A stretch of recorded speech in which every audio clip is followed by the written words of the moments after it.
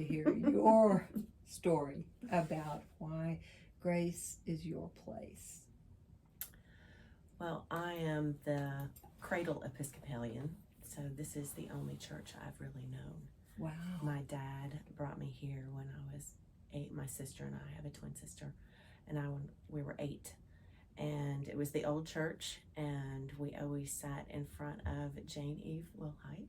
And she would always welcome us and so forth. So knowing all of those stories in the old church and Sunday school in the Undercroft, which is oh my gosh, down in the basement? Down in the basement. Oh, gracious. Yes, I know. I go down there now and it's like, wow, that was my classroom. Wow, we had Sunday school down here in this scary place. Yeah. So it was great. Great friendships, Camp Michael, all of the fun stuff you do in Sunday school and going up through high school. And of course, high school, you disconnect a little bit, go to college, come back. My husband and I were married here. He is not an Episcopalian. Well, he is now. Yes, he is. He is, yeah. He's done the vestry thing. I've done the vestry thing. So I think there's really not a moment. There's so many beautiful touchstones here that I can plug into. And it depends on where I was in my life, on what brought me and continually draws me here. So I had, Sunday school when I was younger, and I had, when I was a new mom, I became a daughter of the King.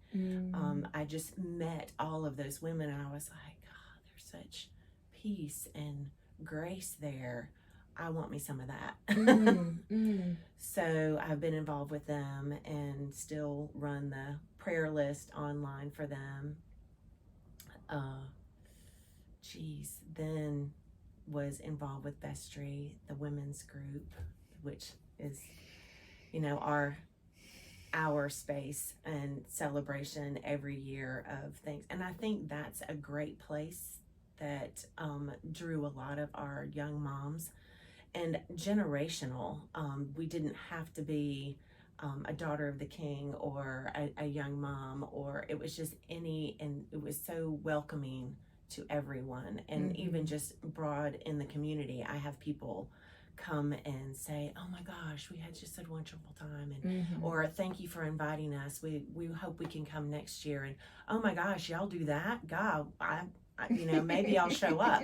So it's just been just a wonderful gift within this community of faith. Then I'm on the Flower Guild. I do flowers every once in a while on Sundays and for weddings and stuff. But just... And you gave us our magnificent over-the-top Christmas display. Setting. So it's just being able to reinvent and imagine. And that's one of the wonderful things about Grace, is that I don't feel that it's ever stale. Oh, wow. I always feel so you feel like you belong to a lot of different Graces all in one place? Yes. So, and it's always been a place where I felt welcome to ask questions and say, hey, I've got this great idea, or where can I try this? And it's been an offering of, well, why don't you take care of that? Why don't you do that? Or here's some people you connect with. So there's always that community of openness and willingness to try new things and reinvent a space that's welcoming to people. And I think that's the wonderful gift that Grace offers. And I see that moving into the future. You can't just keep it one way. And while a lot of people think, oh, it's so liturgical and so forth, whenever we've had friends come here, they're like, they feel closer to God. And where people look for that thin space, if you don't have those opportunities and that space and offer that to other people, that's the gift that Grace offers to people and in the community, and that they can plug in so many different ways. And we have such an eclectic group of people here where people perceive this as an older church.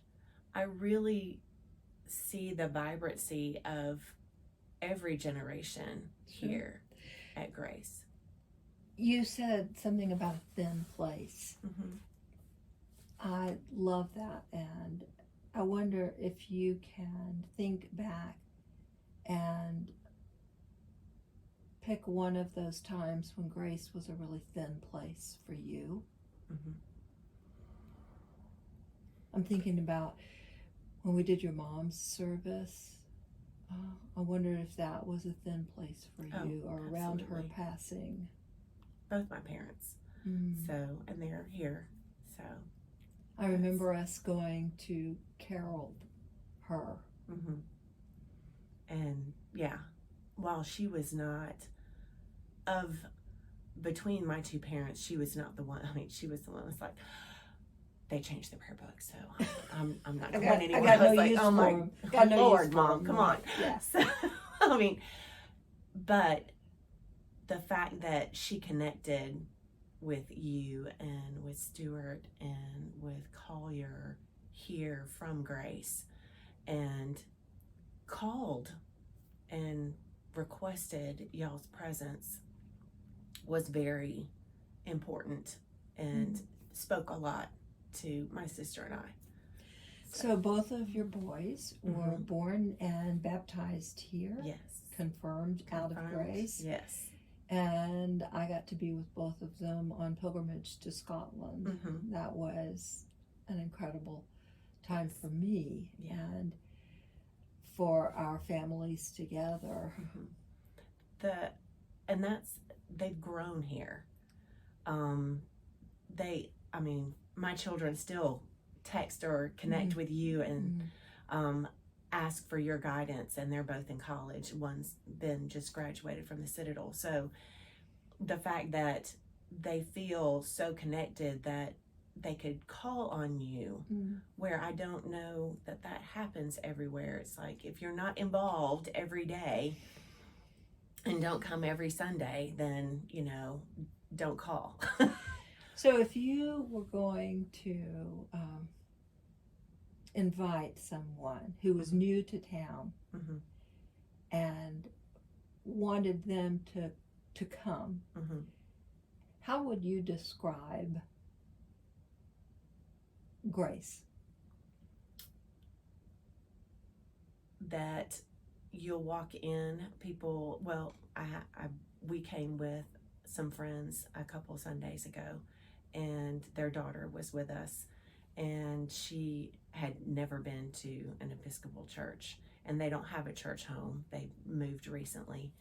And I said, there's going to be a lot of people. They're going to welcome you. They'll say hello. I'll introduce you and things like that. And they came in, and I was like, okay, there's not going to be like radio music. There's going to be hymns. And so she's like, okay. And then so she was like, wow. And just the space is elegant and awesome. And, I said, she was listening to the music, and I had her turn around, and I said, you need to see the organ. So she turned, and she was like, the music's coming from that. She's 12. So she was like in awe. And she really liked the liturgy. And I said, it's not a song and dance. And she enjoyed the homily and the fact that she got to get up and move around and greet people in the middle and talk, and she didn't feel like she had to be quiet the whole time. Like, she could ask questions and so forth. And she participated in communion. She was like, I'll do what you do. So yeah, so she was like, Mom, Dad, I really liked that. So that was it, just the space and giving people time to be quiet and prayerful. And there's so many people, and that was one of the things I joined the Daughters for. It's like, I'm not one of those people that can just pray out loud. and being quiet and contemplative was definitely much more natural to me. But being able to pray with the group, and I think that is what heightens the awareness and closeness that people feel when they come here. So being able to participate and plug in, you're going to just get more out of it. That is so beautiful. Thank you so much.